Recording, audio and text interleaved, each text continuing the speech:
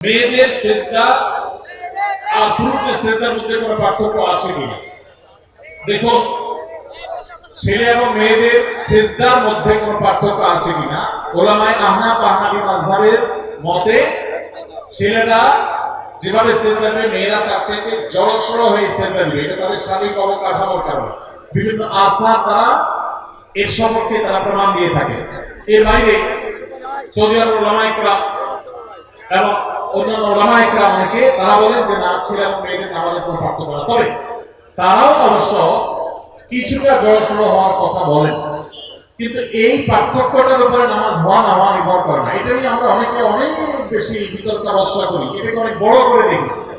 কোন আলেমের মতে, উভয় পক্ষের কোন আলেমের মতেই কিন্তু বিষয়টা এরকম না যে এটার উপরে নামাজ শুদ্ধ হওয়া না হওয়া, বাতিল হওয়া নির্ভর করে, শুদ্ধ হওয়া নির্ভর করে, এরকম বিষয় না।